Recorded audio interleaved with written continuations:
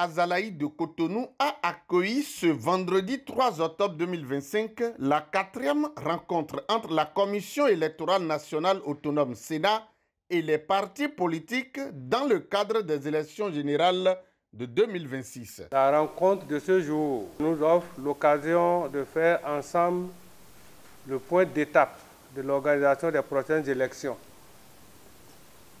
En d'autres termes, elle fera le point sur le niveau d'exécution du chronogramme des activités électorales.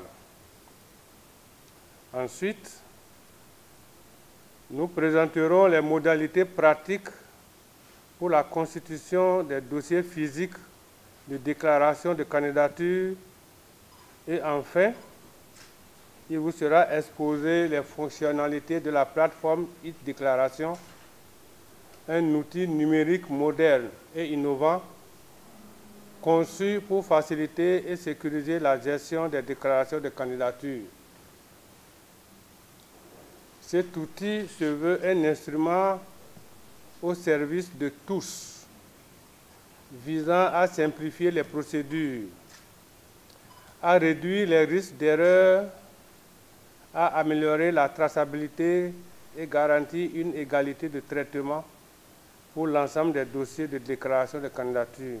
Je vous invite donc à participer activement aux échanges et à poser toutes vos questions afin que nous puissions collectivement bâtir un processus électoral plus serein et améliorer la qualité de notre démocratie.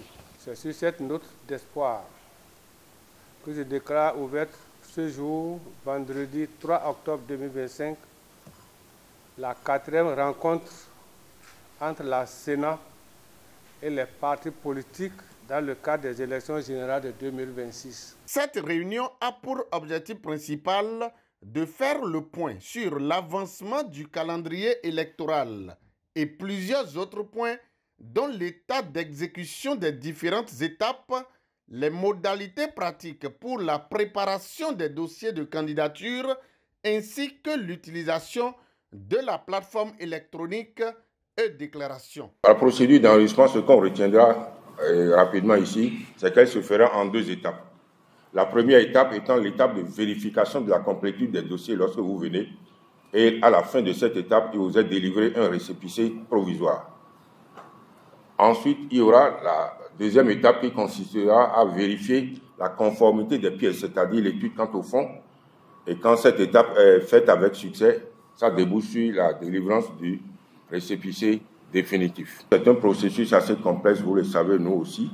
Mais la Sénat prend les dispositions pour que tout ceci se passe dans de meilleures conditions et les partis politiques qui manifestent le désir pourront toujours avoir l'appui de la Sénat, le cas échéant. L'enregistrement électronique des candidatures permet aux partis politiques de créer un profil numérique complet des données personnelles de tous les candidats ainsi que le dépôt des pièces constitutives du dossier de déclaration de candidature conformément au cadre juridique.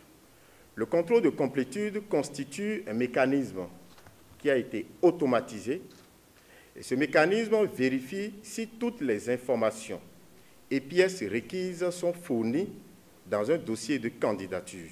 La Sénat a adapté les critères de vérification en fonction du type d'élection et des exigences juridiques spécifiques à chaque catégorie d'élection. Que retenir de l'utilité de cette plateforme? L'examen au fond consiste à analyser en détail les dossiers afin de vérifier la validité juridique des candidatures et la conformité des pièces fournies par rapport aux dispositions légales et réglementaires. Cette étape garantit que seuls les dossiers respectant les critères d'éligibilité et les exigences officielles sont retenus, renforçant ainsi la crédibilité et la transparence du processus électoral. Cette vérification permet aux candidats de confirmer rapidement leur présence et leur statut sur la liste officielle. Cette fonctionnalité renforce la transparence et évite les contestations en garantissant que seuls les électeurs dûment inscrits participent au processus de déclaration de candidature. Parlant du volet sécurité de cette plateforme, Aristide Yagbo, directeur du système de l'information de la Sénat, répond. Il est important de préciser que le volet sécurité-conformité de la plateforme e-déclaration de la Sénat garantit la fiabilité et l'intégrité des candidatures.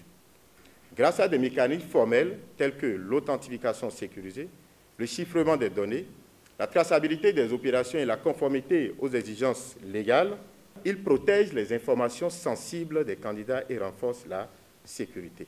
Ce processus électoral comporte plusieurs dates importantes. Conformément à l'article 59 du Code électoral de la loi de 1943, vous savez que la Sénat doit publier un calendrier électoral 90 jours avant les élections, avant le premier scrutin des communales et des législatives.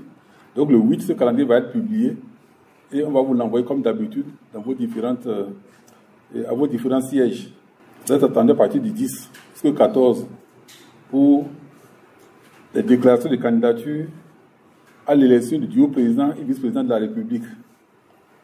Et l'enregistrement des déclarations de candidature à l'élection des membres des conseils communaux, c'est du 24 octobre au 28 octobre 2025. Et celle concernant les membres de l'Assemblée nationale, c'est du 8 novembre 2025 au 12 novembre 2025, conformément à la loi 2024-13 du 15 mars 2024. L'activité suivante qui nous intéresse tous, c'est le 13 novembre, où l'ANIP va remettre à la Sénat de façon officielle la liste électorale informatisée. Ces échanges sont essentiels pour garantir la transparence et la bonne organisation des prochaines élections présidentielles, législatives et communales. Je suggère très fortement, sachant que les deux élections se déroulent le même jour, donc c'est une élection couplée, législative et communale, que le tirage soit unique. Que si vous tirez Moël Bénin dans une position pour les législatives, qu'on lui maintienne cette position pour les communales. Mais laisser les positionnements au sort, que ce soit communal ou législatif, que les positions soient le premier pour les communales, pour le dernier pour les législatives, c'est pas pour les positionnements soient au sort sur les deux listes. Un débat aujourd'hui qui se passe au niveau de Moël Bénin sur la possibilité d'une personne d'être à la fois candidate pour l'élection législative et candidate pour l'élection communale. Moi, j'ai ma réponse suivant la loi. Mais comme le débat est là, certains pensent que bon, on a dit qu'un même nom ne doit pas se retrouver sur deux listes différentes, en oubliant que, en parlant de deux listes différentes, on parle de la même élection. Je voudrais quand même que la Sénat nous clarifie. On nous a présenté donc des plateformes de e-déclaration qui facilitent énormément le travail aux différents partis politiques qui veulent compétir à ces différentes élections. Voyez-vous, ça permet déjà au niveau de chaque parti politique de retrouver les erreurs très rapidement au niveau de son propre siège et de les corriger. Chaque jour, la Sénat, comme vous avez dit, fait un peu plus pour s'adapter aussi et à l'heure du numérique.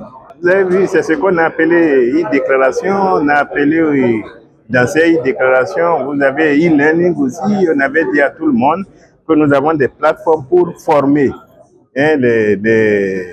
disons ceux qui veulent être candidats pour être CA, ACA et les agents de bureau de vote. Donc c'est déjà aussi un effort, ils peuvent rester chez eux, participer à tout ce que nous avons mis sur ces plateformes-là. Et ce qui est important, c'est qu'ils peuvent s'évaluer aussi à partir de là. La Sénat et les partis politiques insistent sur la collaboration et la communication pour un scrutin apaisé et crédible.